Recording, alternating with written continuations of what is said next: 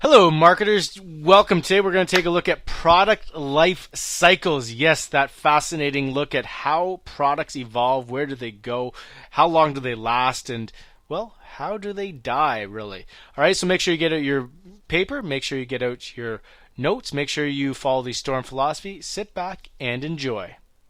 All right, so what are we going to look at today? Well, we're going to connect the product lifecycle back to the product development stages. Then we're going to take a look at product lifecycle on its own and identify the various 4 stages that the products will go through: introduction, growth, maturity, and retirement or decline. The whole idea of the product lifecycle is to look back to the product development. Product lifecycles start after we hit that last final stage of market entry. Once the product is launched in the market, then the product lifecycle will begin, and not until then. All those other stages need to be accomplished first. So once the product does enter the market, then the product lifecycle begins. And these stages that the product travels through goes from its very beginning, inception, to the very end. And it's a tool used by market professionals to understand the market, what's going on with their products, where is it heading as far as the product goes, and therefore can accommodate and change and modify the marketing mix. Why is it called a product life cycle? Well, think of Simba and the Lion King. The circle of life. Yes, the products go through a circle of life where it begins and it ends, and it will continue and start all over again. And products continue to travel through the product life cycle, and we'll see how they can do so. When it gets to its end of its life, what needs to be done for marketers to continue the life cycle again. So the 4 stages: introduction or birth, growth, maturity, retirement, or decline. And so how these 4 stages play out has to do with the sales, where the product starts, how it goes through the growth stage and sales increases, to the peak at maturity, to then the retirement and decline. Each of these stages brings with it a new set of challenges, a new set of expectations, and sales will occur in each of these stages at different rates. So let's take a look at the birth stage. The birth stage is also called the product launch stage. Now, this is a very expensive phase. Why? Because there's all sorts of high costs associated with the design, the manufacturing, the promotion, right? The manufacturing to make up a lot of inventory so that you can sell it for this anticipated demand. So all these costs really play a huge role here. Other costs also include that you have to come up with new packaging and new labeling and marketing research, right? Think about those product development stages. All of those are a part of this cost of introducing the product to the market. What you hope for, though, in the market introduction is that early adopters will catch on and buy your product first. These are people who look for new and exciting products. They want to be the trendsetters. They want to be the first ones in the market to buy the product and tell all of their friends. Think about those iPhone customers who line up days in advance for the newest iPhone.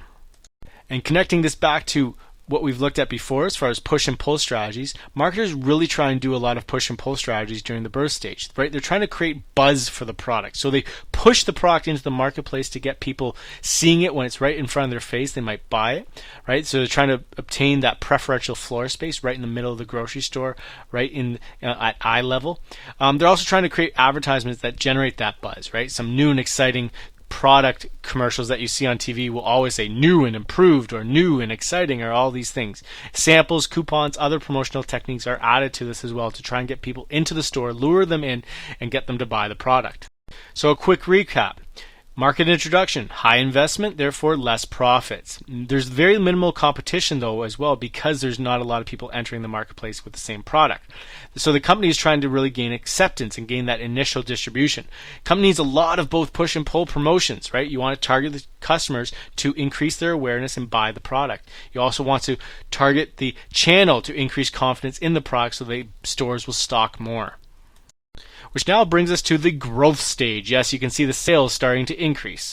So the growth stage occurs after these early adopters buy it and they start telling their friends, right? Word of mouth, viral marketing is so important in the growth stage. You want all these people who bought the product originally to tell their friends and say how awesome your product is, right? So all these other consumers are likely to follow those early adopter, right? So if your product is visible and it's out there in the daily lives of consumers and in the media, then you'll see consumers starting to buy it, and they'll see neighbors using it, they'll see their friends using it, and they'll buy more and more product.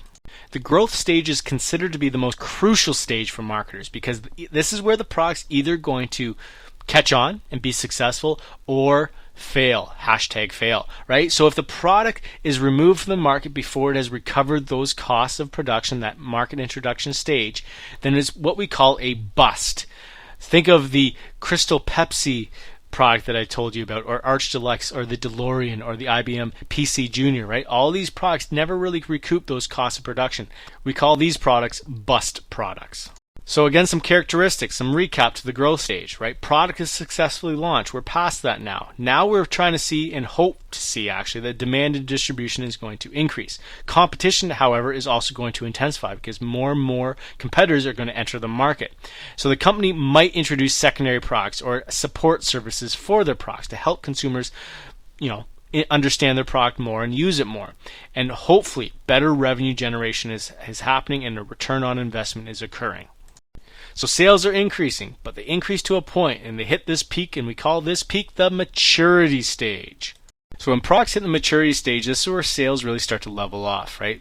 They might still increase, but at a very slower rate. So marketers want to keep their brand out in front of the consumer and remind them as much as possible of their features, right? The utility, the lasting power of the product. They're not going to generate necessarily new sales. They really want to just keep those returning customers coming back and buying their product.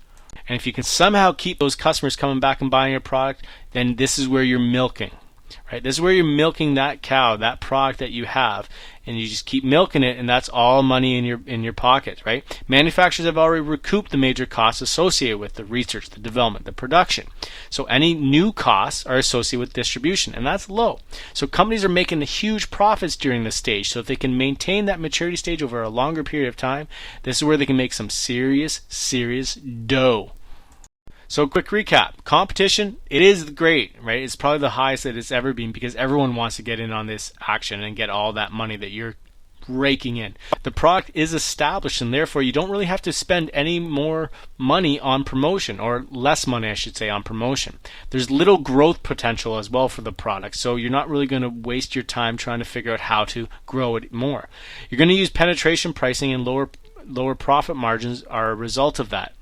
You're going to focus towards extending that life cycle, extending this stage especially because you want to, again, maintain market share and capture all of those consumer dollars. And you want to convert any customers who are out there in the market that you operate in to your own product, so away from your competitors' products, so that you can, again, take in more and more profits. So you've maintained that maturity stage as long as you can, but now all of a sudden it's starting to decline. This is the retirement decline stage. This is when sales really start to decrease. So the decline happens as a result. Less and less people are buying your product. You're unable to find these new customers, right? So you've entered your retirement years. So this could be a temporary decline. It could be reversed, but in often cases it's pretty difficult to reverse that, right? So if your efforts are unsuccessful, if you can't reverse your decline, then you have to really look at yourself in the mirror. Are you going to redesign your product? Are you going to repackage your product? Are you going to reformulate your marketing efforts, right? So if you can't change it around, you have to think about doing something. And if you don't turn it around, what comes as a result? Well, unfortunately, this could be the end of your product's life. And so the decision point stage comes. So this is an extension of the retirement decline. So this is where you can do one of four things really. One, do nothing. Leave it alone. Maintain it, your product status quo. Hope that competitors exit the market. And then hopefully you'll capture all the customers who are left, and you'll have probably a niche market as a result. Two, reduce your marketing support. Right? Coast along until there's no more profit. Right? So you can't make anything else. You've reduced all of your costs associated with it, and therefore you're just waiting out the days until that time comes. Three, discontinue the product. Stop producing it. Stop making it. Right? If there's no profit that can be made, then it might be time to just end it.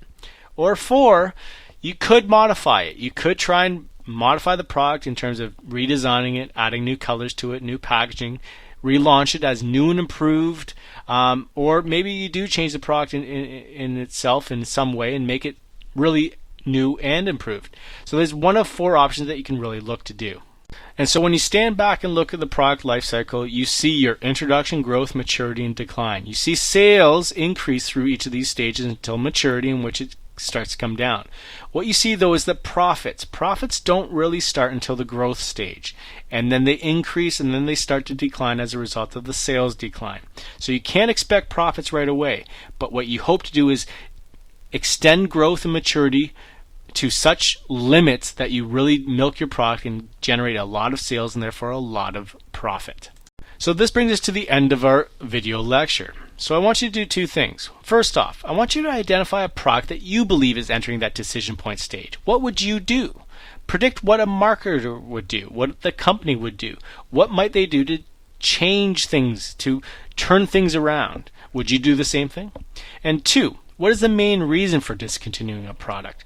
Why is discontinuing a product such a problem for marketers? It's not easy. They don't jump to this right away. So why would they not do so? All right, so make sure you get your notes in order. Make sure you have followed the Storm philosophy, and we will see you all tomorrow. That's it. That's all. It's everything. Take care.